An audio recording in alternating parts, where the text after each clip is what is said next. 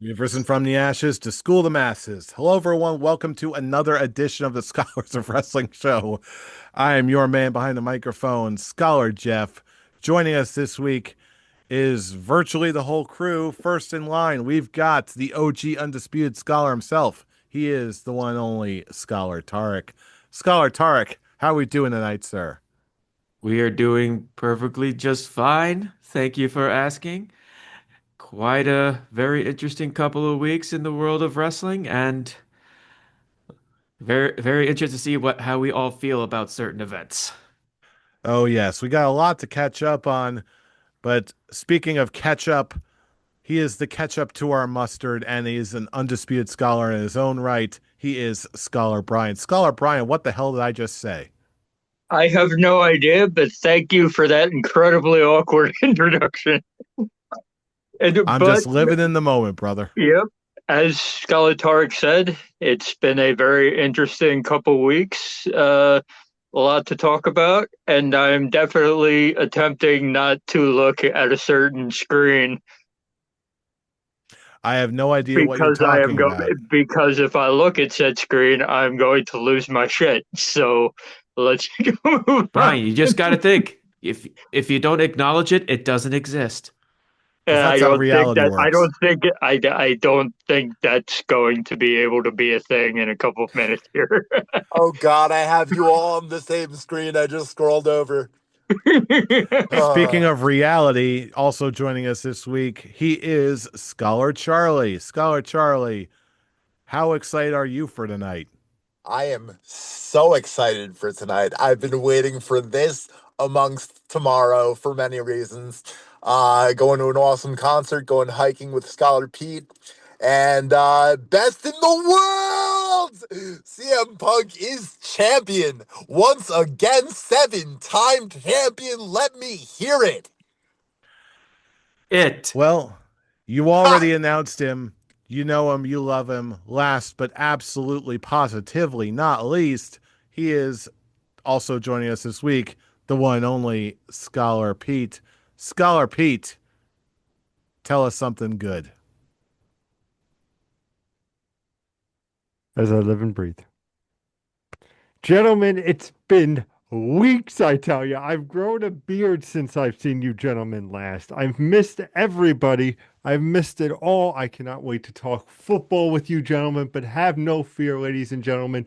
My beautiful facial hair is still here. I did not age. No, I just got more beautiful. And of course, to the wrestling fans, we're going to be talking about the most beautiful Mount Rushmore stage. It's going to be so exciting. Can't wait to dive in with all you people. Oh, Just yes. said, let's talk about football. Yeah, Pete.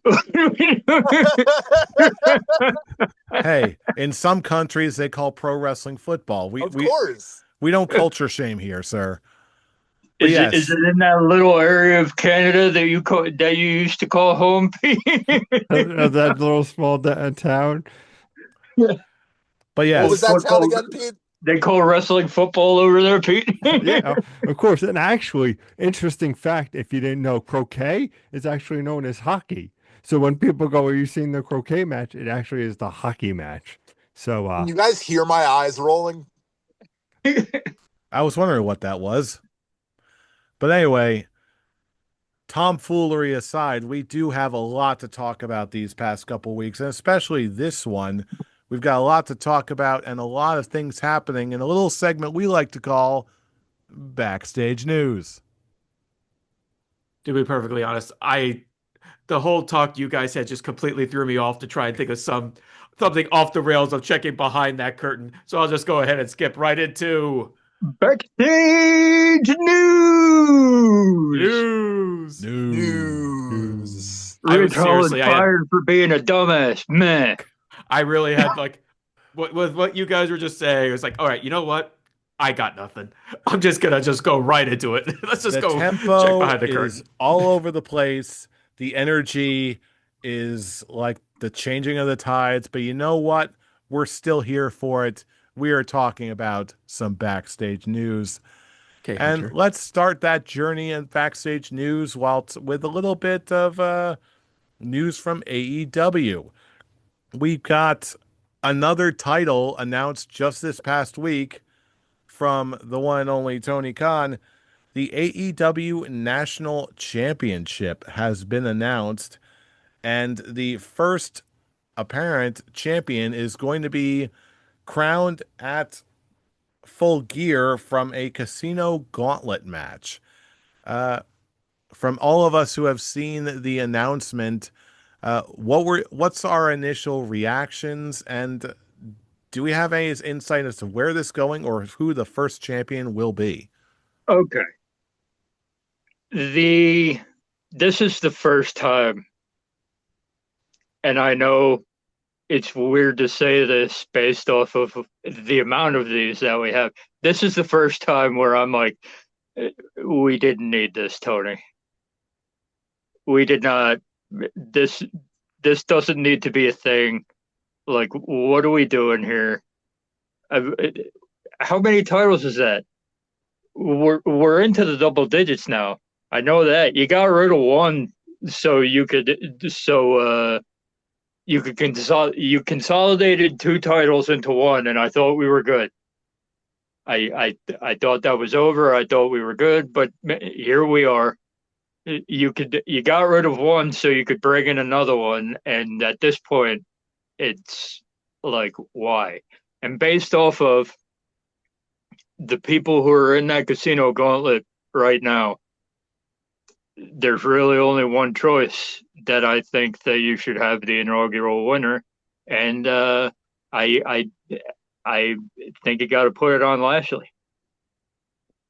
Yeah, If, granted, we if haven't seen but too many people just yet, but I like if you am. have him in the thing, if you have him in the thing, it's the only thing that makes sense to me. But the main focus that you have out of this is a very unnecessary. It's like the first thing that pops into Tony's head when ratings go down and viewership goes down is like, hey, let's throw another title into the mix. And this is the first time where I've been like, all right, Tony, that's enough. we Which is this why I'm this going is to say unnecessary. this right now. I am absolutely convinced this must lead to some measure of a unification match of some sort. Maybe We just had, but that's the another issue. one. Yes. That's the issue. We just had one. It's not even that new. I mean, so it's like, are you running out of ideas? Are we at that point right now where we're just throwing shit at the wall to see what sticks? It's an unnecessary title, and this is like Tarek and the Continental title. It's like you're not going to change my mind on this one. Okay. I just now did the calculations, Brian. If you include the Ring of Honor championships, AEW now has 18 titles. Exclude now, if you take them out, let's see, 1, 2, 3, 4, 5, 6, 7, 8, 9, 10. That is 10 titles under AEW alone with this announcement of the national title and the workings of the women's tag team championships. I'm fine with the women's tag team championships. Oh, That's here's the thing. something I've been called for the whole time. It's like, look, man, no company needs double digit titles. Here's the thing. I agree with you wholeheartedly, Brian. The women's tag team championships is actually a good addition. Looking at it, that just makes a women's world championship, a women's mid-card championship, and a women's tag team championship. That's all you got for the women's. And now going into the men's side, you have the AEW world title, the international and continental title, which even though they merged, they are still separate titles. It's with a third belt. So technically, Okada has 3 titles. He just had the 2 belts, and he's just having the unified title as just his way of not holding both belts. Because it's established with AEW that the Continental and International are still their own separate things. So AEW, International, TNT, Continental, Tag Team, Trios, and now this one. That's 7 belts for the men, which one, two, three are for are 3 mid card. This isn't like the Intercontinental, European, and Hardcore title. It's like we're at a point where it's you have one long brand that's not like the whole brand split with WWE, which is most people's arguments for having 18 titles, which now they're both matched up. Both AEW and WWE have 18 championships. Uh, well, if you don't include the uh, CMLL titles, is that the right company? Yes. Or did they buy AAA? Triple Triple A. A. They bought Triple A. Oh, they bought okay. CMLL is with AEW. That's right. But yeah, not including the AAA titles. WWE now has 18, and now AEW has 18. It's just a problem I'm really having with both companies. Yes, WWE kind of is like it's like okay, you have there are 3 separate brands. You can make that argument. It's still too many titles, Their but participation okay. awards now. Yeah, but with like when it comes to AEW, you introduce this one. My initial response is, are you kidding me? Because like what you were hinting at before, my problems with the Continental Championship. What makes this title important other than just because I also think that Bobby Lashley is in line to win this thing. But the whole thing is, we're gonna do with this title what we did with the international title before when it was the Atlantic Championship or Mid-Atlantic, whatever it was called, where you could just defend this title in so many different promotions. They're doing that whole thing again.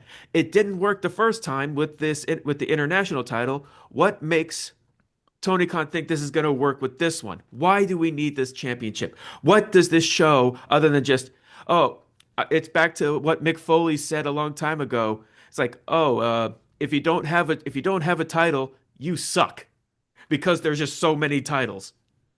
Which is what And this exact line of logic is what's making me think that if it's just another title for the sake of having a title, you're absolutely right. Where it's just like there's nothing that makes it special. The only thing I can come up with, and this is the only thing that's making me not want to crap all over it, is that the only thing I can see that makes this work is if they make the Continental Crown title just like its own standalone thing once again for just like whoever wins the Continental Classic.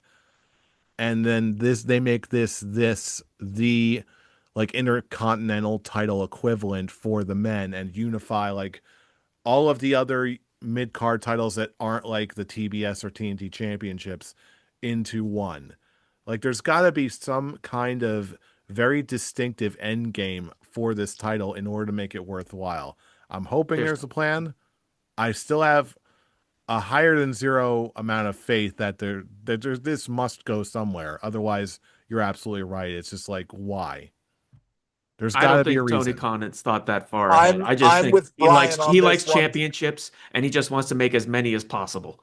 Yeah, I'm with Brian on this one. I think it's going straight to Bobby Lashley. He was the first to come out after the announcement, and they're obviously putting the focus on him. And the only reason I see them giving him this title is to keep him far away from the world title as possible. It's a similar argument with Okada having this unified championship.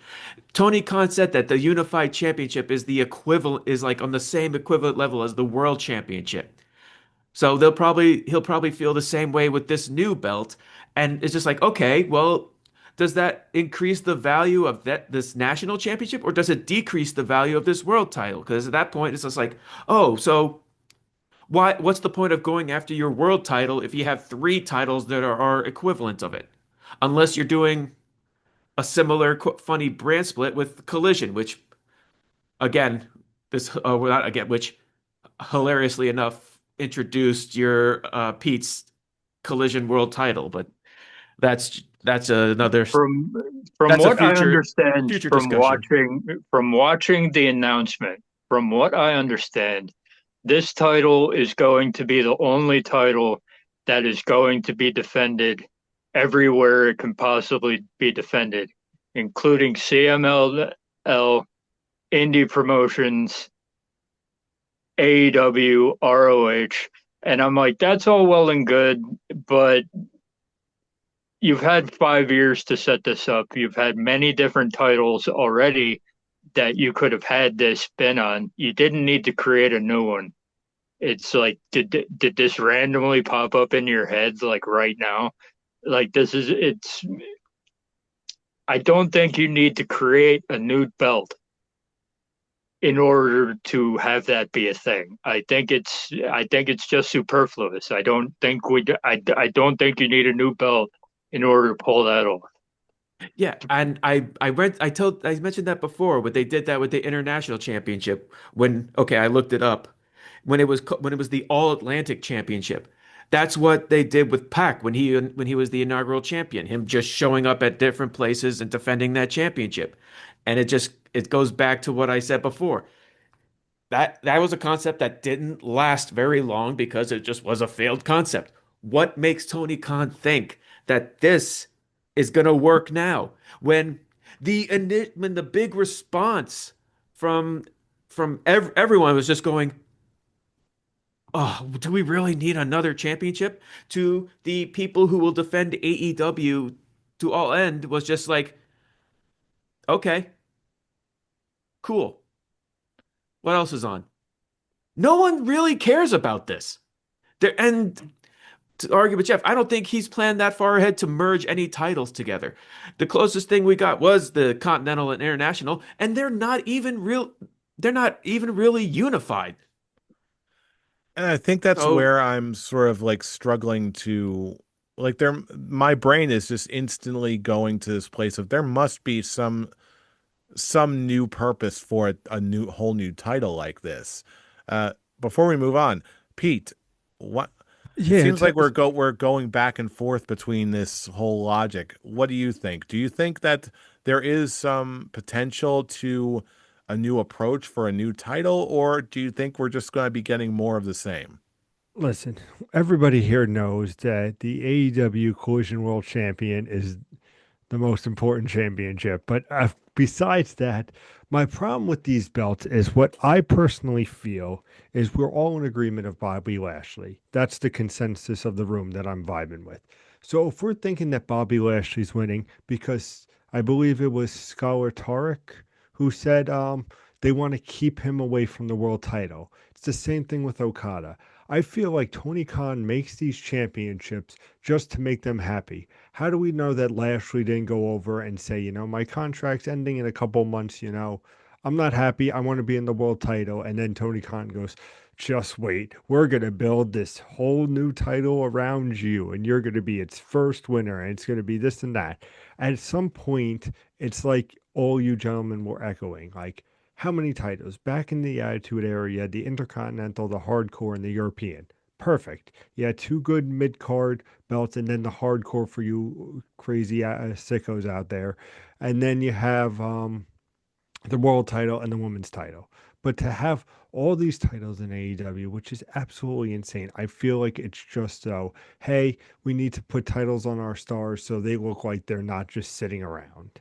And that's what I feel like this whole thing is with Bobby Lashley. It's just another title so Bobby Lashley could be like, oh, I have a belt around. It's why a certain somebody who has many, many, many belts, and Tarek will tell you her name, but it's why I feel like it's like okay, like let's just make like, and obviously different brands for belts, but at the end of the day, it's still something where it's like, how many belts you could give a per like at some point, like your company's gonna be devalued because how many belts are there now? What is this one worth? Why is it defended? Who's defended?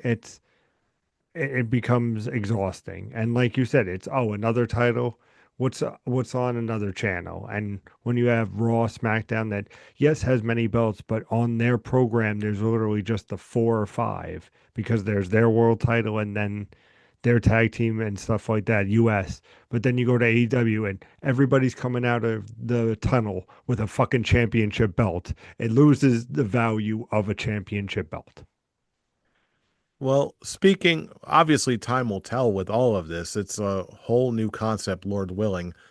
But speaking of contracts running out, Oh, I just got to say one thing before we yes, move on with this one. I just like the fact that you have the NWA national champion Mike Mondo going, no, I'm the national. It's like I'm the national champion. There's only one title because of the whole when they did the whole introduction. It's like, oh, trying to continue trying to start do this whole lineage. Oh, Dusty Rhodes had it and so had it.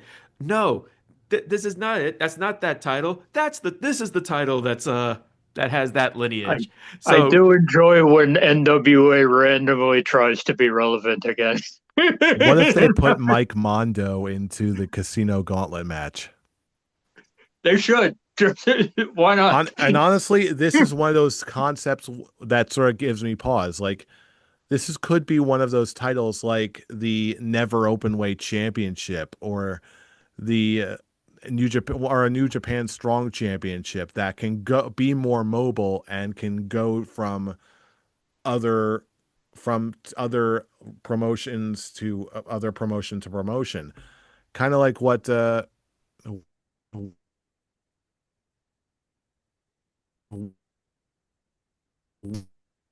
Your audio's going out, Jeff.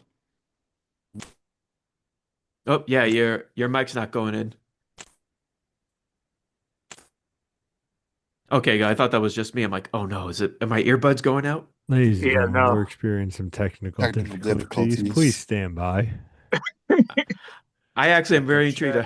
Check. Can you hear me now? There we Oh, go. he's Yeah. We back. can hear you now. You're I don't good. know what You're the heck good. happened there. I'm having all kinds of technical difficulties today. But We're yeah, back, ladies and like gentlemen. I'll make it brief. Basically, this is one of those titles I'm hoping could be one of those things that are more mobile than some of the other titles that are kept in-house. Hopefully, we'll see if I'm right. Hopefully, we'll be able to see more examples of that as we go forward. Maybe we'll get someone from the outside, like a Mike Mondo, coming in and just like totally scooping that thing up, and that will create the storyline and some new narrative potential. I hope I'm right, but we will see in the days and weeks ahead. If NWA actually, if they actually have AEW and NWA like partner up, or Tony Khan just buys NWA, sure. Hey, well, time will only tell. But as far as other talents, time has already told. Because Ridge Holland, originally known for a rather infamous reputation, he announced over social media that his contract was running out, and he was not pleased about that. What does WWE do? They released him outright. To This is this this is sad, and also you should have seen this coming from a mile away. Like, it's been going around for like the last few weeks that Ridge Holland is in a very bad spot injury wise right now. He's probably going to need neck fusion surgery, and he's already been out on the show for all this. And WWE, we all know about how they run their business. We've talked over and over and over again about how WWE's run their business in the Vince McMahon era and beyond. So, but this goes to this is just regular standard business practice. You can't talk shit about the place that you work in a public forum where everyone in the world can see it and expect the company to not do drastic measures. And now he's even in a worse spot because he basically got fired. So instead of 90 days, it's a year. If we're going off the Andrade, if we're going off of what's going on with Andrade right now, he just bumped up his non-compete a good 270 days. So it's one of those where, yeah, it sucks what's been happening to you, and it sucks that the WWE is letting you go while you're injured. So you can't work on top of actually being hurt. You need this surgery. So they're not going to pay for the neck fusion surgery because you're not under their umbrella anymore. So that sucks. But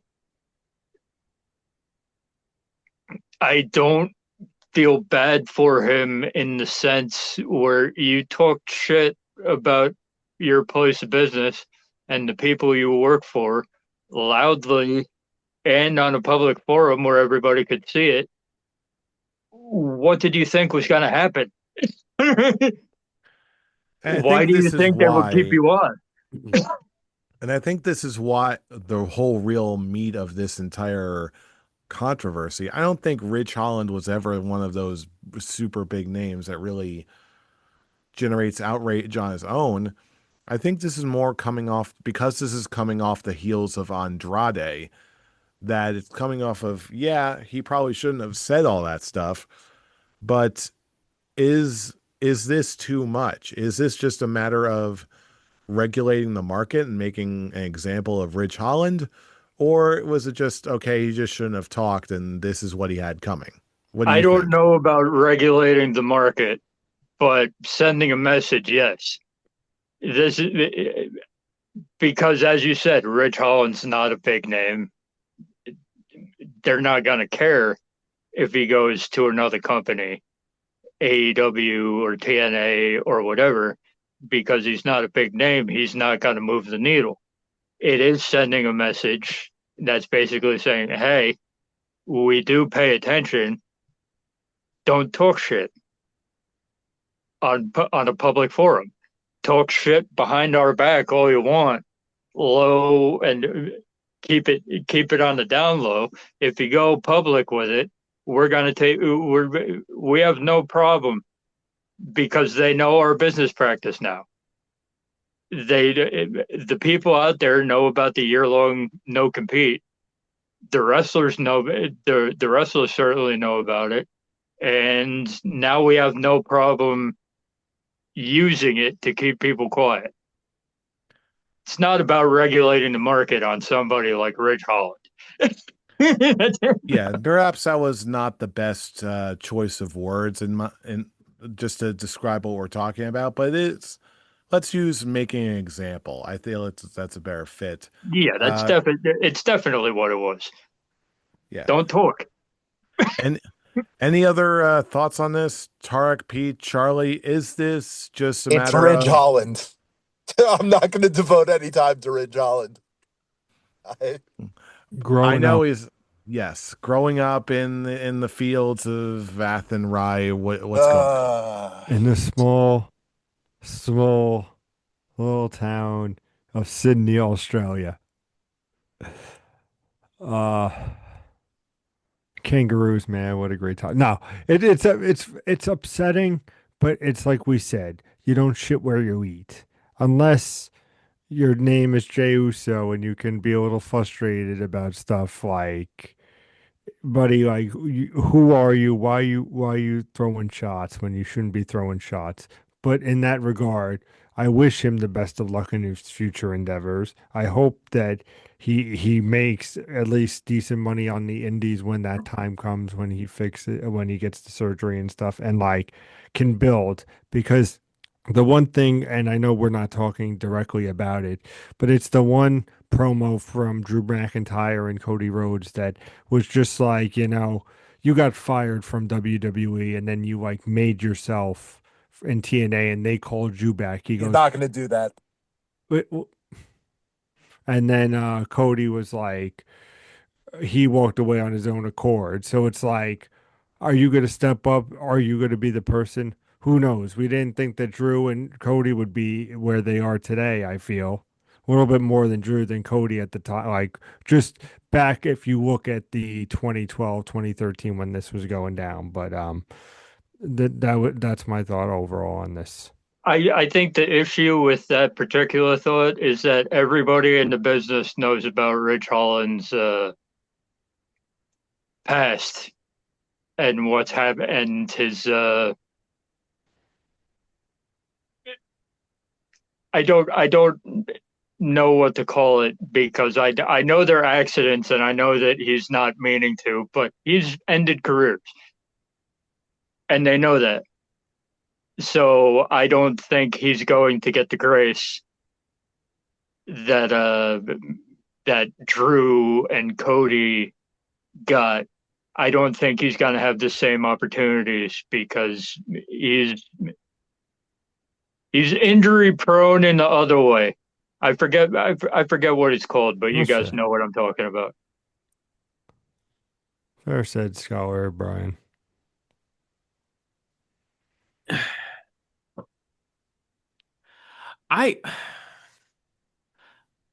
It's all I can really say about it is it really is a shame that WWE was basically telling him to fuck off initially, but it's the fact that he was still under contract and then he was just saying, "Yeah, this sucks. I'm screwed. They fucked me." And WWE's response is just basically fucking him more. It's just a shame that he's basically letting everyone know this is he's now not WWE is still paying for his recovery, which is respectable. But the fact that there's okay, now I'm not being paid. I'm not being actually paid for being away, and now they're just completely screwing me over, and I have no way of having providing income for my family. That's the part that's really just going. Yeah. It really sucks that it came to this, and it's one of those things. Yeah, he shouldn't have said this while he was still under contract, but it's still the fact that it's a sucky situation that he has to go through it in the first place, and now he's pretty much screwed. Yeah, he did. The good thing about it is the wrestling community is coming around him, and there's a GoFundMe, and there's a whole bunch of people contributing. So I don't think he's going to be out in the I actually didn't. cold. I didn't know that, but that's good because yeah, he's not going to be out in the cold for long. But it's one of those things. It's like everybody's known for years how the WWE works, how the business model, how they run their business. It did not change as much as you think it did when Vince McMahon went away. In fact, it might have gotten even more strict. It definitely got more. Yeah, because it got even worse than what we thought it was under Vince, is what I'm saying.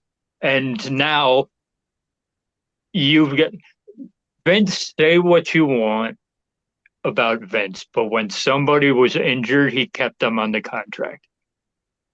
Mm-hmm.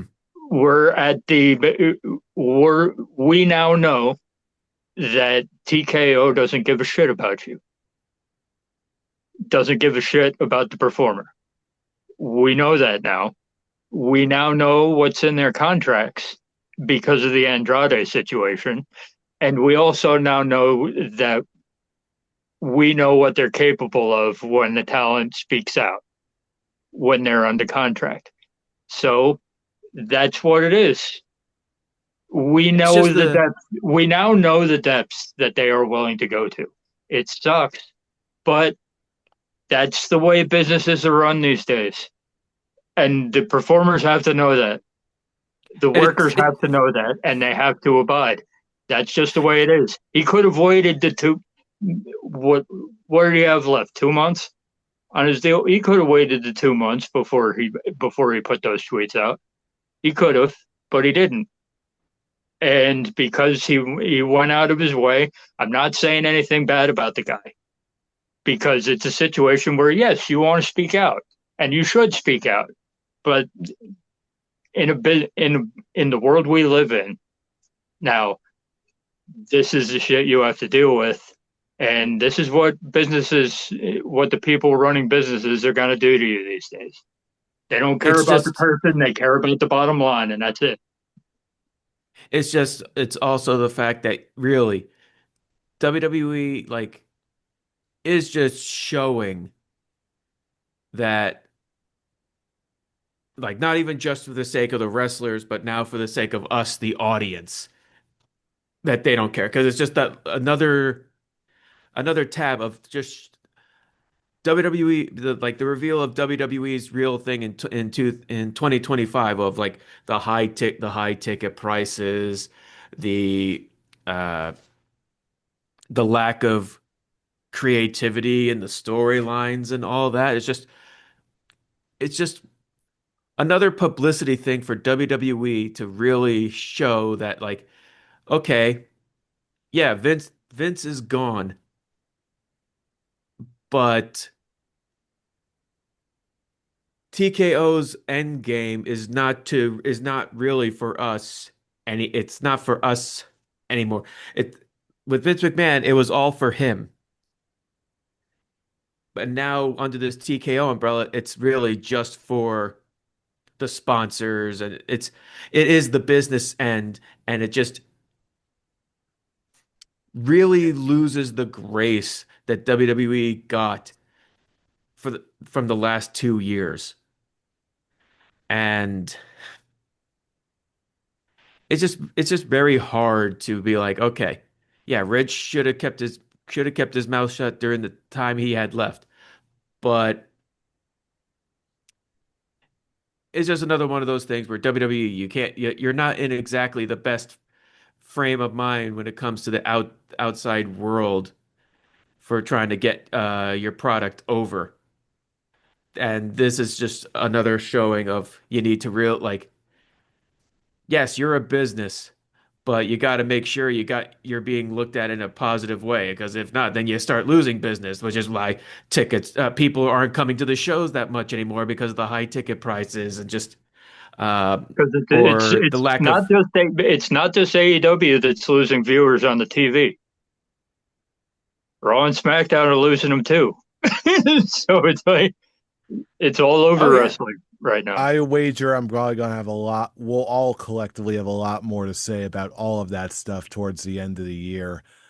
But as these whole situations develop, I'm going to let's try and stay positive for a second because we're still not done when it comes to news, backstage news this week. Because arguably, one of the biggest announcements from the WWE side of things is the topic of John Cena's last match. His last opponent is going to be determined in the newly announced Last Time Is Now tournament, a 16-man tournament where so many guys from all over are going to compete for the chance to be John Cena's final opponent. So far, next Monday, we're going to have four of the competitors announced. Next week, we've got Rusev versus Damian Priest and Shinsuke Nakamura versus Sheamus. Only 4 of the 16 people have been announced so far, but like with many other things, the possibilities seem endless. Gentlemen, what are your initial reactions, and who do you think is going to appear in this tournament, and ultimately, who's going to take it? We'll keep Well, it quick. considering I'll keep it quick. I just have one thought. If it's not Gunther, I don't want it. Amen. Yeah. Amen. Meltzer talked about this like a month or two ago, that it's going to be Gunther being John Cena's final opponent. They're going to have a tournament where he wins it. And now they're even adding the fact of John Cena winning the Intercontinental Championship from Dominic Mysterio just so Gunther can win it in the final match. Okay. Honestly, granted, I'm not a big fan of Gunther stepping down from the world title picture, but hey, it's him winning my favorite championship again. There you And go. So beating I John don't Cena to like do it. and beating and and retiring another legend to do it. I don't care. I love that most of the internet wrestling community is basically going, please, anyone but Gunther. He's mid. He's a boring championship. And I'm just going, you fucking morons. That's all that's gonna happen. And I'm just gonna laugh my way watching this show, just going, oh Hey, hail Tarek. the ring general. Hey, Tarek, want to go to Washington, D.C.? No. I will say, however, it's interesting you bring that up because I feel like I've been hearing a lot of different opinions about that. One of them is the whole Gunther thing, but ultimately I'm thinking about it. My thought is this could possibly go in three different directions. Two, I think, are the most likely, and then a third dark horse pick on my part. The first pick is Gunther. Obviously, we've been, like you said, we've been talking about this for a while. I think it's the most obvious pick. A second place? What? Just go. Just go. Prove. I hope I'm being proven wrong with how I'm feeling. But I want to hear this. Well, what's the No, no, No, no, no, no, no. no, no. Speak. Yeah, I want to see if I'm right on this. I want to see if I'm right on All this. right. Go. I would like you to elaborate after I'm done. Gunther, again, the most obvious pick. Certainly a very good one. I don't know who's saying like, oh yeah, this is no. He's been out of the Gunther game for a haters. while. A lot people hate anything. I don't buy into that. Gunther is still a very obvious pick, but because it's a very good pick. The second pick, again, it was probably a second place, but I still think could work. Dominic Mysterio. Just to get that match. Also, there obviously see a lot in Dominic Mysterio. Has been putting on great work. And if he wants to take the Intercontinental title for his last ride, then so be it. If Cena wants it, he can take it if he wants it. It's just the kind of influence he has. Those are the two front runners, in my opinion. But there is a third remotely distant dark horse pick that I think not the most likely, but I think it could be interesting. What's the name I'm thinking of, Tarek? Okay. I'm hoping. I'm hoping you're picking Joe Hendry. I am picking Joe Hendry. Okay. Thank you. Okay. Who else? Because they I can put him over, and I feel like if they really do see a lot of promise in him, I don't think it's the first pick, but I think he's a dark horse pick. I think he has a lot of upside, and if knowing Cena, if he wants to I, give him a I, rub on the way out, I feel like Joe Hendry could be far from the worst option to do that. I think he would have to legitimately be a WWE superstar in order for that. They were going In to be order for picking them him up. to. He's being No, I primed mean like for it. no. I think like they need to. He needs to be under the WWE umbrella when he has that match. He can't be a TNA superstar and be facing John Cena in his retirement match. You can't do it. So it's one of those. It's one of those. It's a nice thought. I understand that, but if he's not under WWE contract, I don't want to hear he's going to be. We all know he's going to be. If he's not under contract when that match is taking place, it can't be him. Well, before we proceed, I do have to clarify. Tarek, what exactly were you so afraid I was going to say? I was really afraid that you were going to be one of those people, be like, "Oh, now if it be from anywhere, they could work. Maybe they could work a deal with AEW and bring Adam Copeland to bring No, in this." I would have been like, "Jeff, if you pitch that idea, I'm going to slap you across the screen."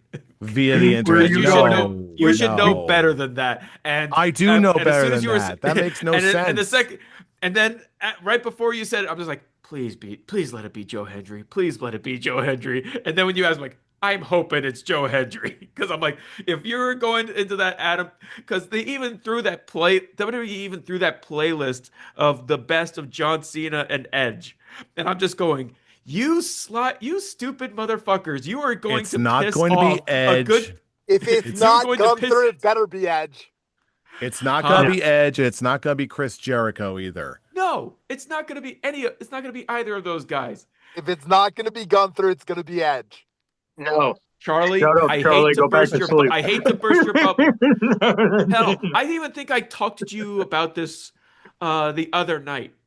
If WWE is so bitter that them asking AEW to if it's okay to use Billy Gunn for the DX reunion, just to basically was like, oh yeah, you can take him only if you say he's a AEW superstar, and you have WWE going, oh, if that's the case, then never mind. No, they are not going to have Edge come Let me in live while my he's still. wet dreams, okay? No, I am a realist. I am a destroyer of dreams, like Charlotte Flair coming in and just taking a shit on anyone's hopes and dreams and just smashing it, smashing it, smashing it, smashing it, smashing it. All right. Can we all Hey, at least Scholar agree Pete, that Joe what are Hendry your would be hopes and fun? dreams? Joe Hendry would be fun, but I agree. I am siding with Brian on this one. If he was actually under a WWE contract, it would be a different story. But the fact that he is not, he is still a TNA superstar. The, WWE would not let that happen. Even if we knew John Cena was going to win, they would not have John Cena's final opponent be a TNA guy. And I just want it to be Gunther just to really shut all these haters of Gunther up because it's just, again, your tears are so yummy and sweet. I don't know where you're going on these boards that hate the idea of Gunther because I don't see it. Oh But my God. It's so, because I just see posts. I see posts all over the place, and people's like, "Oh God, please don't let it be Gunther. He's the most boring wrestling. He's the most boring wrestler ever. Oh, Oh, what a way to come ruin on. John Cena." Oh, but yes, I agree with you. But I'm also just Yeah. laughing at this because I'm just like, if you people are thinking that Gunther is such a boring or mid wrestler, then you have no idea how they professional don't. wrestling works. They're trolls on the internet. They just throw shit at the wall to see if they can get engagement. They don't really think that. Pete, what do we got? I mean, the obvious answer is Kane coming back to end it. Yes, The big I red am machine down. coming down. Being the mayor of Embrace Knox the hate. County, screw that. I'm going to Em- wrestle John Cena All in right. his last Let- match. Embrace. We let's need talk. to have John Cena embrace the hate. Embrace the hate. Come on. All right. Let's No. settle down, boys. Let's be realistic here. I'm going to throw some names out. Some of them are wild, some of them are crazy. But let's talk about one thing that we haven't touched on: the first four guys. I think that Sheamus is going to go very far in this tournament. I don't think he's going to win, but brother, I think there's going to be banger after banger with him. And how he's been teasing with John Cena, I could see them having a fun little thing at some point in this tournament. That being said, it's unfortunate because you would want to see somebody like a Kevin Owens have like an interaction. We know that's not a possibility. And of course, Daniel Bryan and others that he feuded. I want to throw out The Miz as maybe a possibility, dark horse, just because, he did have the WrestleMania and, it's always been that one thing of The Miz living in Cena's shadow. And I'm not comparing Miz and the Cena, but I'm just giving you some great little thoughts, You leave great Miz little alone, you mean man. ideas. What? No. You leave Miz alone, you mean man. Finally, my dark horse is, of course, the Nexus coming back. Who? The The Nexus. Nexus. Oh, Jesus Christ. Have Wade Barrett be in this tournament. Yeah, okay. What if he? Oh man, I want to The see man that can now. hardly talk, let alone wrestle anymore. We have Mr. Nexus Michael coming back. Tarver. I Michael Tarver. hate, and I love Wade Barrett, but I hate him on commentary. So It's put him like in the ring again. Team. Put him in the ring again. Give him Michael Tarver. Give him Otunga. No! How dare you, Brian? Yeah, Who was the guy that Charlie was scared of? Yeah. I will Michael invoke Tarver. Tarver. Michael Tarver on you. I do not forget. I swear to God, if this pod is followed by Michael Tarver memes, I'm deleting you. Charlie, That's a Charlie, minority thing. we're gonna see if Michael Tarver. Oh God, what is it called? The Cameo? cameo of I'd Michael end Tarver you, wishing you a Tarek. happy I'd birthday. end you, Tarek. I'd end you. But obviously, the last match that Cena's going to have is him versus The Rock. Jeff, back to you. Oh, Hey, brother. Well, if Michael Tarver, no. I could see Miz in the tournament. He will not last the first round. Ooh. Listen, No, because storyline wise, Canelo would take him out. So yeah, that makes sense. listen. I'm just a boy from Canada that wanted Christian to be his final opponent. I'm just a boy from Canada who wants to see Michael Tarver again. How well, dare you I'll tell you guys? what. I'll tell you what. We're print out his Trick. We'll mug. see how The that He's all Miz. Charlie's goes. clown from it. It'll be the Miz versus Trick Williams with Carmelo helping Trick, and they get back together. Okay, I'd accept that. Well, here's the thing. I know we're talking about one of the greatest of a generation, but now is a time where, you know what? That we've talked about this off the air, off recording for some time. We'll see how that goes, but for right now, it's let's talk about a question that has been proposed by pretty much every wrestling fan all across the world at some point or another. That is the question of who is on your wrestling Mount Rushmore. And here's the thing about them. All of them are wrong. Yours, mine, the guy down the street, the guy on that podcast or radio show that you see, they're all wrong because they're not ours. Damn There's right. so many different criteria, so many different ways you can look at this question, so many different opinions. But you know what? We're here to give you the most definitive pro wrestling Mount Rushmores. We're going to give you our pro wrestling Mount Rushmores, and we're going to explain why. We had some time to think about this. We're all going to share with you our individual ones. Gentlemen, are you ready to talk about some pro wrestling Mount Rushmores and explain your logic? No, Sure. Hells yeah. I don't. I'm still figuring mine out, to be perfectly honest. I Well, think I have 3 of the 4 done. and you know what? That's That's kind of the all point cool. here. There's so many different ways to look at this thing. What line of logic are you going to apply? Who are you going to pick and why? Uh, I think I can go first because I've been spending a lot of time thinking about this. Excuse me. And when I think of the pro wrestling Mount Rushmore, I think of a cross section of the very best that pro wrestling has to offer. People who represent the very best of pro wrestling in general all across the world. So, one thing that helps me is I am eliminating anyone with the most sketchiest of pasts if we're going to be representing the very best of professional wrestling. So, Hulk Hogan, he's out. See you, brother. Influential, yes, but we know his history. Ric Flair is out. He Woo! he is, again, we know the kind of reputation he's had in the ring in terms of credentials, indisputable, one of the all-time greatest. But you gotta cut some people somehow, so I'm cutting him. And other names like that are just don't have the best reputation behind the scenes. Could be technical marvels, but for one reason or another, they just don't have the best reputation behind the scenes. So I'm going off of that criteria. Another condition I'm setting is some people might consider this cheating, but with the real Mount Rushmore, there was always talk, especially in the early years, of adding more faces to Mount Rushmore, adding a 5th face. So We're I'm allowed going to to do do the same. that? Yay! This is what I'm choosing to do. This is and Alex, and you'll see why I'm doing it in just a moment. Because the Because last he's choosing the three criteria, faces of Foley. no, Mick Foley is not, again, my personal favorite, yes, but he is not on my Mount Rushmore. Oh, all my favorites are on my Mount Rushmore. Because this will lead up to my final criteria for this list.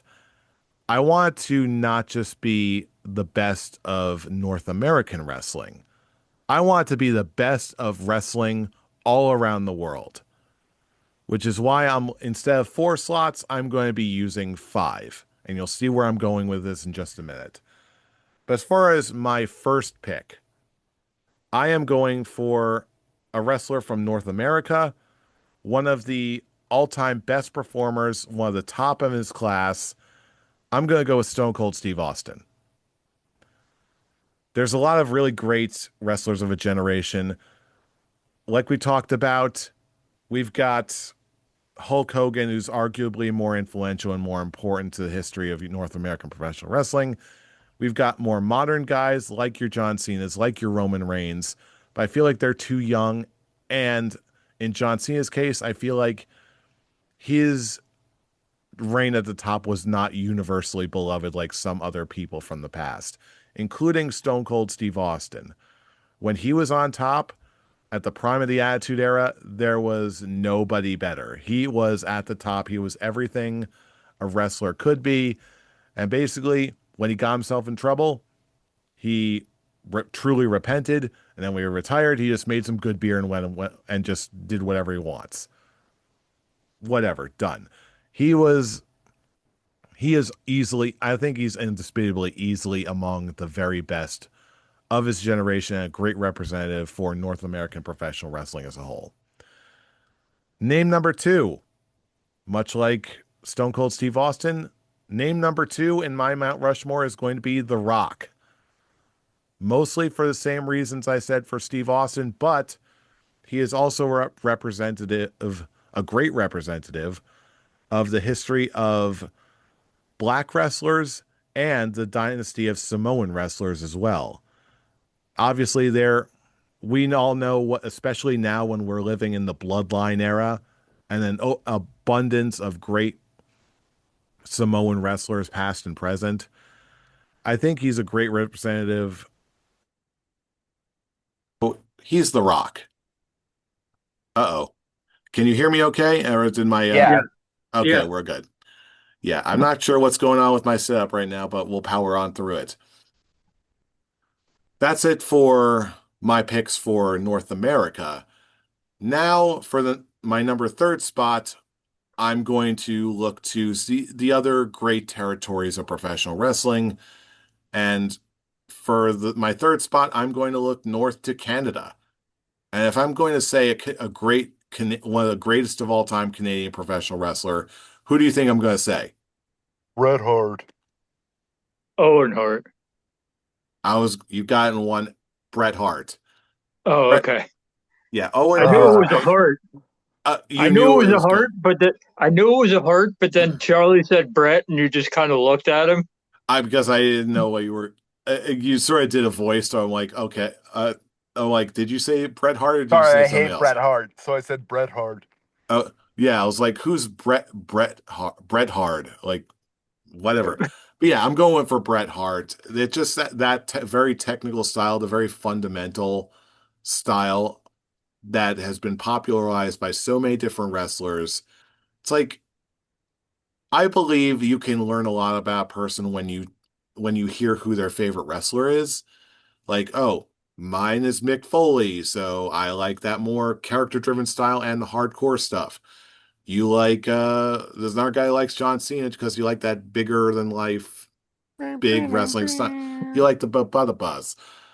But I've noticed that the people who say that Bret Hart is their favorite wrestler usually have a greater appreciation for the technicality, the athleticism, the the fundamentals of what makes pro wrestling great, and while also being a very charismatic person in their own right. And so I'm going to go with Bret Hart for slot number 3.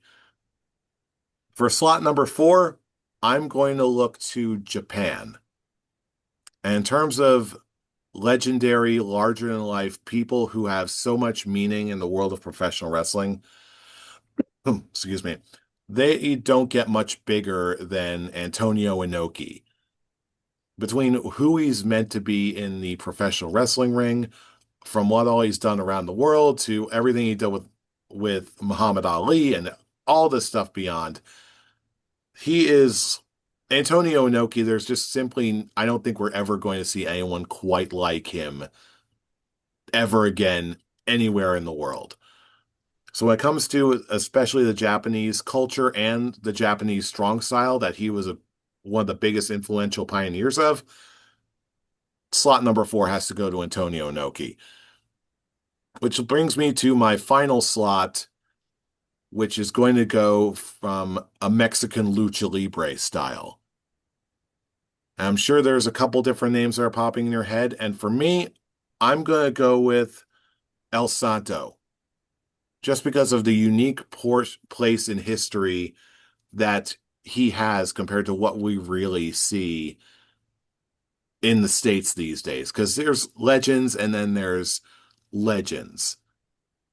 And if you've seen what El Santo, the character and the man, have done, both in the ring and in movies, and what he means to the lucha libre culture, again, there's really not much in the way of a equivalent here in the States. It was very much its own thing and a representative of, in my mind, some of the best that lucha libre can be. I came very close to putting Rey Mysterio Jr. in the spot just because of his crossover appeal, but as far as pure lucha libre, going back, I'm going to go with El Santo. So that is my pro wrestling Mount Rushmore. 5 slots: Stone Cold Steve Austin, The Rock, Bret Hart, Antonio Inoki, and El Santo. An international pick. I respect Scholar Jeff going full scholar there. I just appreciate that you mentioned El Santo because it makes me look back. It makes me look on what happened this past Raw, where Rey Mysterio comes out and talks about famous luchadors, and when he brings up El Santo, you can pretty much hear a pin drop because that crowd did not know who it is. Then Blue Demon. Oh yeah, I think his son's wrestling. Yeah. Eddie Guerrero. It's like, oh man, you guys are not true. These people are just not true wrestling fans. WWE audience is not. It's just so casual. It's like you just don't appreciate El Santo. I mean, hell, even the casuals should know of El Santo because he showed up in his skeleton showed up in Coco. You might even They should say be Snoop. that the average fan isn't a scholar of wrestling. Yeah, absolutely not. But yeah, heart for El Santo All right. because you're So absolutely right on that. that's my list. Who wants to Let, go let's next? do this. Let's do this differently. Let's get because we all know that Tarek and I like to ramble. So let's get Pete and Charlie in on this and let them go first because I know that Charlie has his all lined up. And now I have 5 because I had 4, but I was thinking of a 5th. I had a 5th, but now I can put 5, so I'm gonna put 5. But Pete, you can go first. Well, 4 of them are probably the same person, so it probably makes sense. Nope. All right. On that note, Pete, you go. You kick this off next. Who are you going with? That's a great question. Let's figure it out as we go. Oh, So we're gonna start. My Mount Rushmore will be characters that just make me laugh and giggle. We start with R-Truth. What a funny guy. Giggle wiggles. Little Jimmy. Oh It dear. is brilliant. So of course, look at the time. R-Truth is my number 1 on my Mount Rushmore, but we can't forget about Santino Marella as my number 2. You know all that John Cena. Uh, Oh, those great lines. Oh, just the greatness, the entertainment that Santino brought in his promos. Man, you wanted him to win the Royal Rumble against Alberto Del Rio, and by God, he was so close. He is my number 2 for breaking characters. And then you ask me, who is number 3? Who could possibly be next? Well, I'm, of course, talking about the New Age Outlaws. Mr. Ass and Billy Gunn and the Road Dogg just entertaining back with the DX. What an entertaining duo of just comedy, half laughs, greatness. We move on to number 4. Let's dial it back a little bit. Let's get some seriousness and go over Wouldn't the to New another Age Outlaws brand. be 3 and 4? We come next to TNA and the just artistic choices of Shark Boy. What a Clearly, great. this is the greatest. This is the greatest list in the history of mankind. Someone has finally acknowledged the greatness of Shark Boy. I mean, he is the Abraham Lincoln on the Mount Rushmore. He was there for TNA. He was the person they believed in. If you needed to bite that ass, he bit that ass. So that's number 4. And of course, number 5, one of the best comedic, just breaking characters you will ever see in the WWE Tarek, ring. we should be covering our ears, not our eyes. I, of course, bring to you James Ellsworth. Okay. All right. What a comedic genius. Just trying to just fit in with AJ Styles, having that Raw versus SmackDown, that soccer mom haircut, and all that fun jazz. It was just greatness. That is my great characters to make you laugh and break characters. Charlie, what's your thoughts? So my Mount Rushmore is going more of a logical route than Oh, thank whatever God. that was that I just heard. All right. The furthest back I'm gonna go is not that far back. Well, now it is because we're all old, but he deserves it more than possibly anybody because he is the best performer, best attitude, best wrestler, and he is who beat your man Bret Hart at WrestleMania 12, the Heartbreak Kid, Shawn Michaels. Okay. Okay. I can see that. Next, I'm gonna go with who would be next in my list. Mine was planned. You didn't plan your list. Mine I was planned my list. I have 5.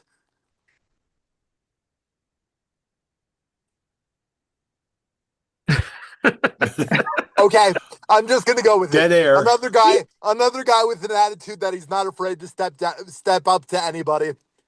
You all know who he is. He just won the World Heavyweight Championship. His name is CM Punk. And there he is. Next is, where did Pete go? I just see a chair. Don't worry about it. Just continue on. just continue. Anywho, the best technical wrestling chain wrestler that I've ever known to be Randy Orton. This is Okay. also going by Don't Meet Your Idols. I already have. Chris Jericho would be next. And last, my 5th person, last but certainly not least, in my heart, in my life, he is the rated R superstar, Edge. Yeah, I was like, this is taking too long. Where's Edge at? I know. And then you were I figured it was going to be the last of the five. All right. How about either you, Scholar Brian, or you, Scholar Tarek? Who wants to go next with their list? I can't believe I almost forgot Chris Jericho. Wow. Do Where's you my have head your at? list, Tarek, or should I go first? And or are you still brain stuck on Pete's? Well, I've moved past Pete. I'm more brain stuck of that face Charlie made when he said that he had his list and then he just Blanked out. Yeah. blanked out. Yeah, because I was forgetting Chris Jericho, and I couldn't believe I was forgetting Chris Jericho. I am All right. I am going back on this episode just to get a screenshot of your face. You were I got it. I legitimate. got it. I got it. I don't No, got it. you were legitimately like dead-eyed, staring at the Yeah, screen. You were just you What like, happened? it honestly it looked like you just Charlie were just having that like completely. that buffering logo on your Charlie forehead. It's buffered. like I knew exactly. Charlie buffered without buffering. Yeah, I had to reboot the system and remember Y2J. The Y2J problem caused my memory to shut down. Okay, I I'll figured go. now since All right. everyone thought of five now, so I might as well just think of a fifth one too. Do it All right, however you want. I It's will your go. list. I will go and let Scarlet Torek think of that fifth one. Okay, I am not going to go by pasts, and if that exempts you, and you're not allowed on my Mount Rushmore because of pasts, it's not going to be too bad. I'm like, the only reason we have what we have in America right now is before this guy. I I'm not really a fan of his wrestling. He entertained me, but also we don't have any of this if he wasn't around. Hulk Hogan is on my Mount Rushmore of wrestlers. Um, and in that same vein, I will also put Ric Flair on my on my Mount Rushmore of wrestlers. Um, the wrestler who actually got me into wrestling when someone at my school gave me a tape of WrestleMania 14 and said you have to watch the main event because this bald-headed dude who's going for the WWE title is awesome. And from the moment I watched that main event, I was hooked. So Stone Cold Steve Austin is on my Mount Rushmore because he's pretty much the reason I'm watching today. um, the person who's entertained me the most throughout this time is the Brahma Bull, Dwayne Johnson, The Rock, the artist formerly known as The Rock, is my fourth, and my fifth because he got me back into wrestling, and he's been steady basically for about 25 years, other than the last 2 years where he kind of fell off or whatever. But I agree with Scholar Charlie. I'm putting Chris Jericho as my fifth. Baby!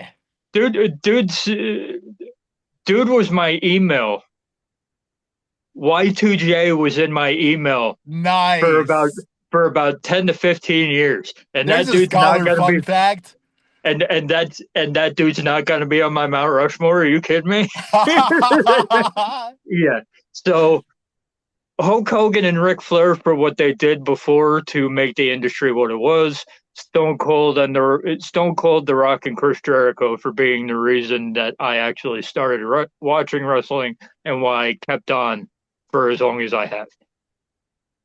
Side note, Ryan, I don't think we're rivals anymore because you're hitting all the spots tonight. You're making me giggle. You're bringing me back to a good place.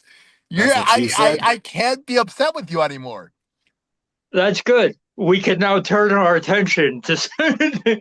I didn't know this was a We can serious. team up and Oh, yeah. combine our powers to go against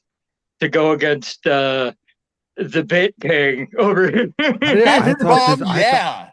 I didn't know we were doing serious. Oh man, It's okay. I'm If you sure want we'll to do revisit this serious, at we some can come point. back around. Scaratari, where you at? Okay. With how I was figuring this out, I didn't think of like how Jeff was like, oh, it's like the who impacted wrestling. I went through this list of just basically it's like the wrestlers that made me a wrestling fan and that made me enjoy being a wrestling fan that made me always come back to watch wrestling.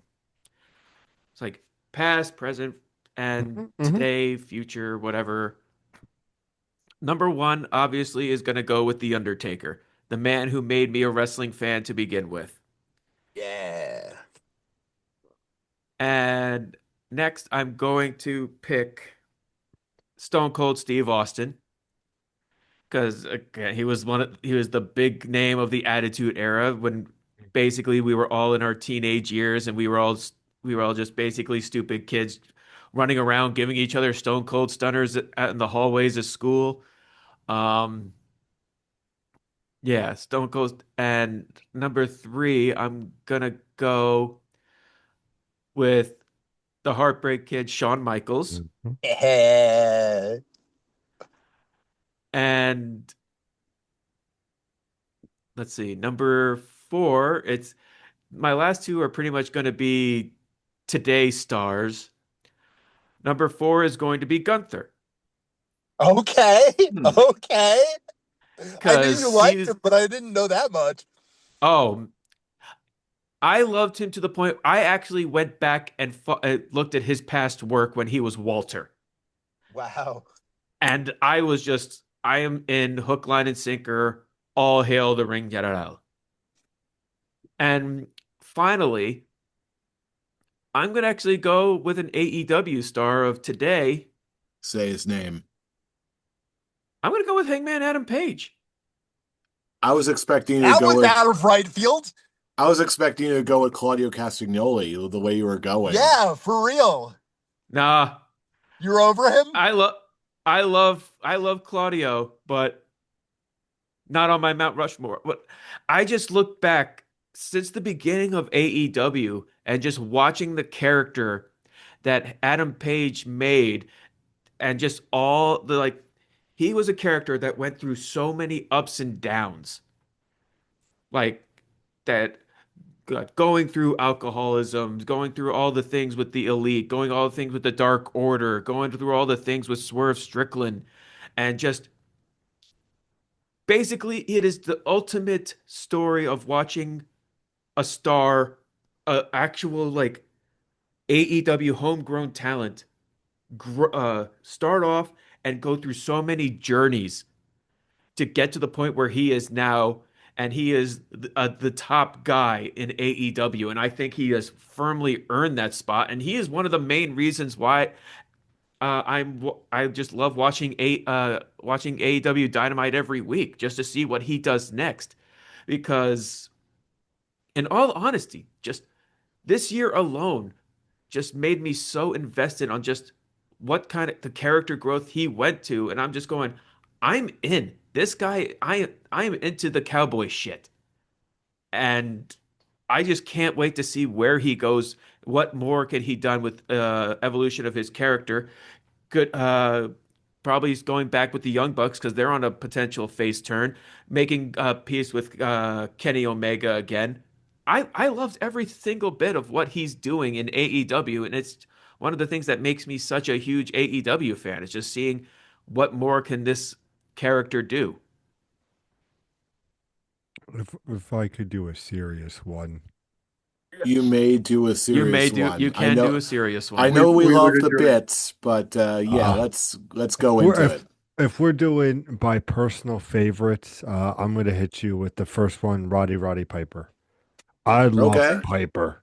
I think he's one of the best talkers in the business, you know, and it's just to grow up, you needed that ultimate villain against Hulk Hogan because Hulk Hogan was the golden goose for Vince, but in Piper, you had Piper's Pit, you had just moments like with the he just amazing. Just and again his DVD documentary back in the day, fantastic.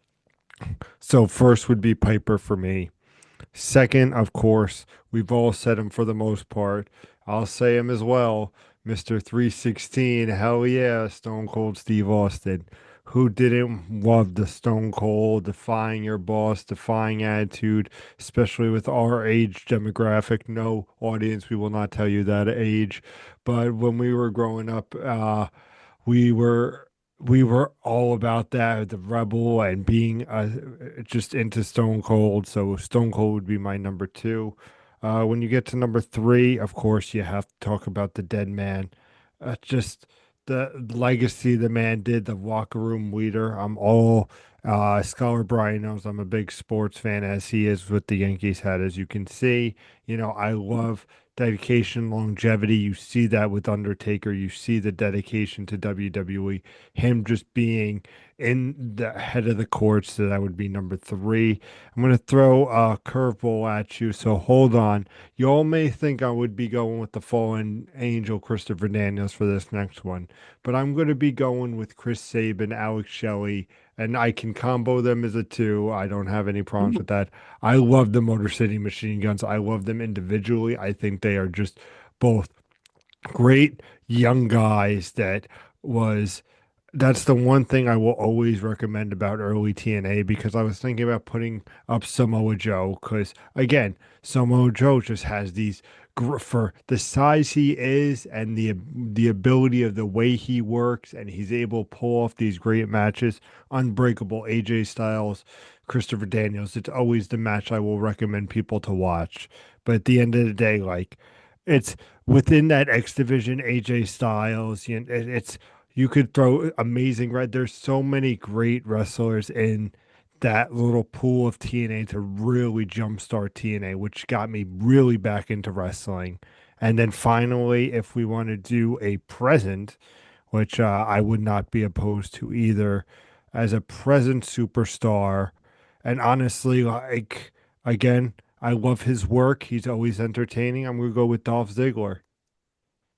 Because Wow. his work phenomenal, and him just going You I just have woke Tarek from the dead.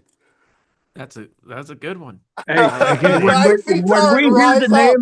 when we hear the name of the best bumper in the business, we perk up. but one of my thoughts was really debating it being Shawn Michaels, and a lot of you gentlemen had him on your list because Michaels was just fantastic. Like again, like just a great performer. But I just remember like Dolph would work with anybody, and just with his recent interviews I've been seeing, I'm like, man, he's great. But again, honorable mention to Penta and just what they're doing with him. I mean, at this time. I would love to know people in the comments to let us know your Mount Rushmore, but like I said, at the end of the day, it's just what you love, and these wrestlers molded me to be the wrestling fan that I am today. All right, now we're talking. Now those are our pro wrestling Mount Rushmores. Obviously, let us know what you think. Who's on your pro wrestling Mount Rushmore? But before we get to all that, gentlemen, we still have one final piece of business to attend to. It's It wouldn't time for the be giggles. This is giggles. serious business. I don't know what you're talking about, sir, Serious because we're business. talking about the two greatest living shows in the professional wrestling world. I am, of course, talking about Saturday Night Slam Masters. We are talking about AEW Collision. We are talking about the World Wildlife Fund Velocity, Saturday Night Velocity. You know what we're talking about. We're here to review the very best and give you a sneak preview of what you can see in the greatest wrestling shows of all time. They're happening on your television set right this Saturday. It is the Saturday Night Slam Masters. The only question we got to ask is, Scholar Pete, who is going to go first? The AEW Collision World Champion or the World Wildlife Fund Saturday Night Velocity Champion TM? Who How about would I you we? like to go believe I first? say we have the judges decide. There's three I of them. believe the last time we did this, I think it was about 3 weeks ago. I do believe that Jeff went first, so Oh, I think we do the flip. I think we flip it around. Let's have some collision corner go first. give it a little flipski, a little We'll flip have a royal. I'm little good with flip. that. If you are Scholar Jeff. Absolutely. Pete, the floor is yours. What can we expect to see on AEW Collision this week? Well, ladies and gentlemen, welcome to Collision Corner, your nonstop wrestling. Just best action you can ask for. Of course, all we ask is for a like and subscribe to the channel to just show this little indie runner up just what great matches we have. And the great matches just start with our first match in a volcano lizard match where the objective is to grab a lizard while being near an active volcano. Of course, our first man is Jorgen Hard J. Swatson going against Grandmaster Sexay from Too Cool in the ultimate Who is More Funky. Now, you might think that's a little too hot for you, ladies and gentlemen, so let's cool you down a little bit with our next match. The Rainforest category. Yes, the Rainforest category. You know the board games categories. Well, they draw. And after they draw how they're going to beat their opponent, they're going to beat them. And who you're going to see do these amazing matches, well, of course, you're going to see only the greatest wrestlers here on Collision Corner. You know that. Well, of course, our first is going to be none other than Hornswoggle coming in as AJ Waddles to go against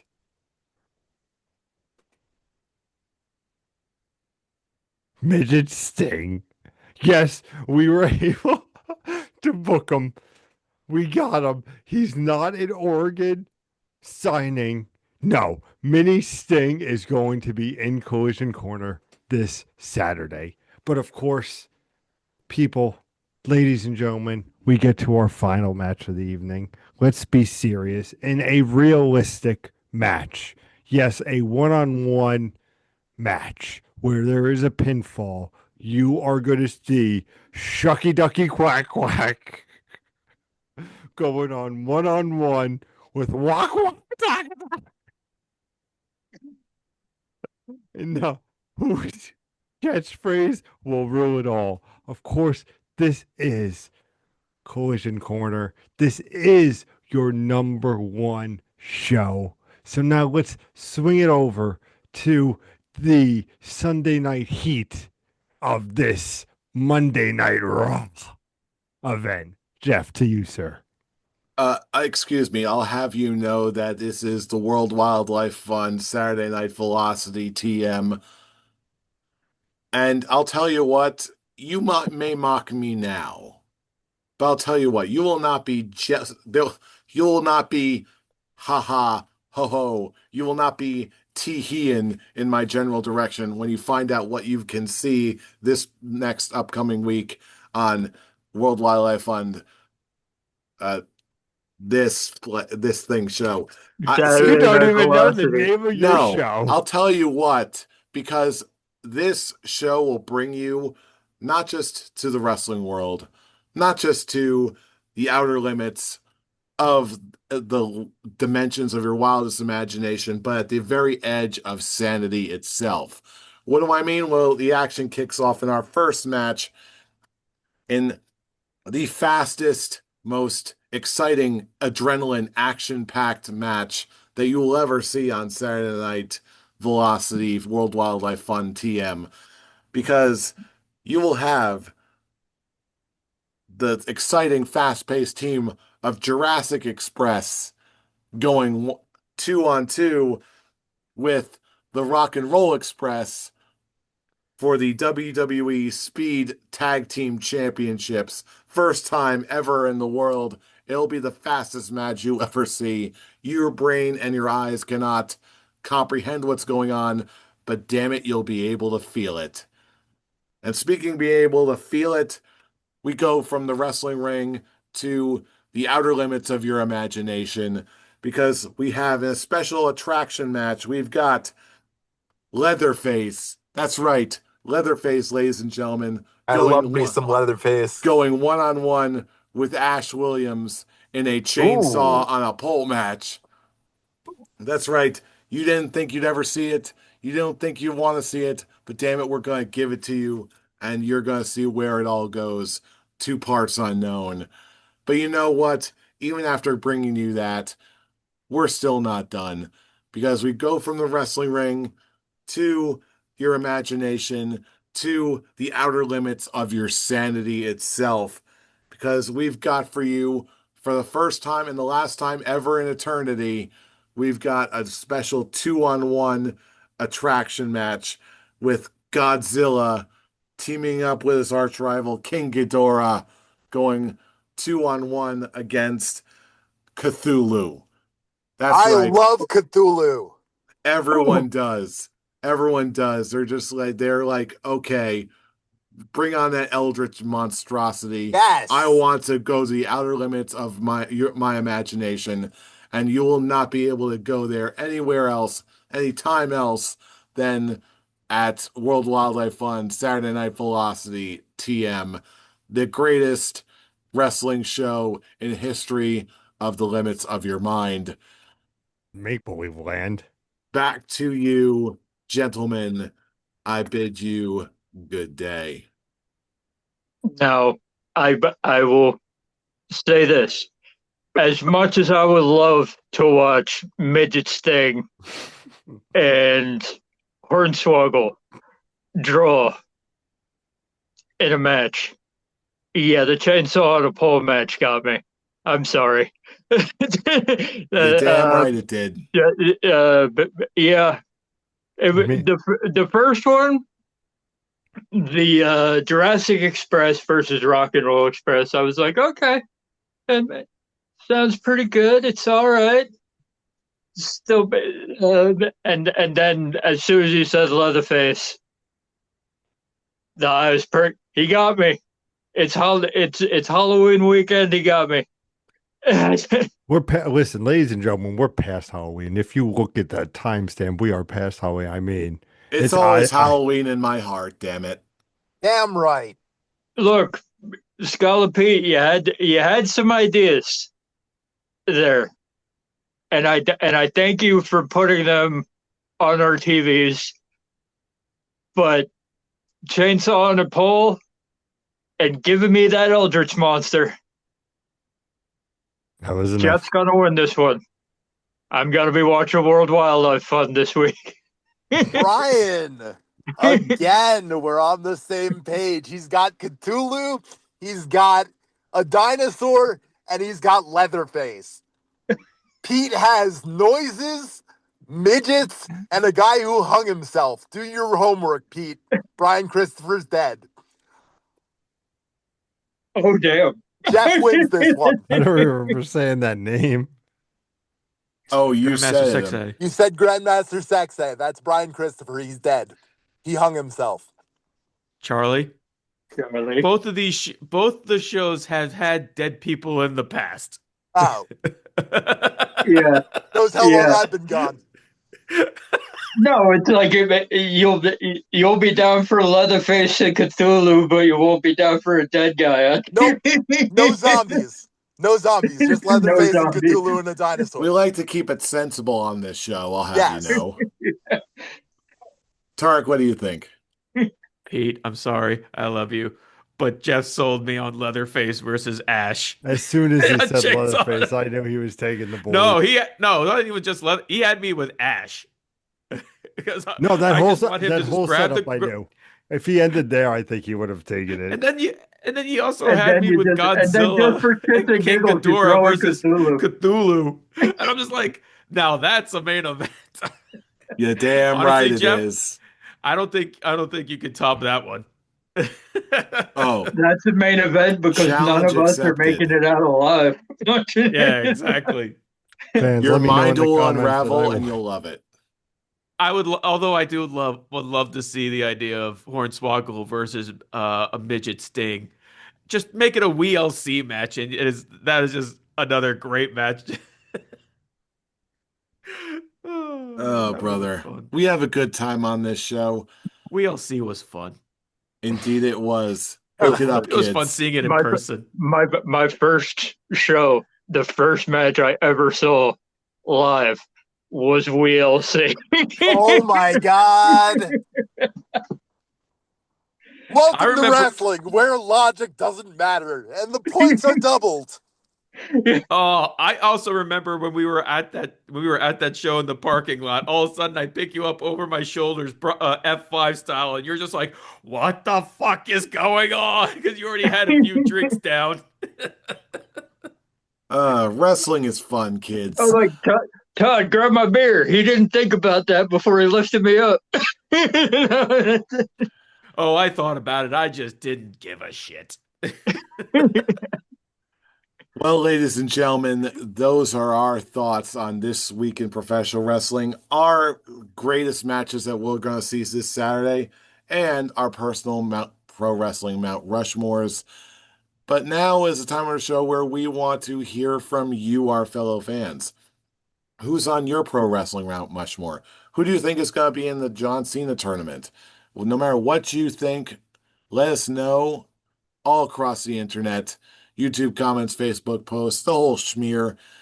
But if you want to join in the comments, then in the discussion yourself, you can also join us on the Twitter or X machines, whatever you want to call it. We don't care.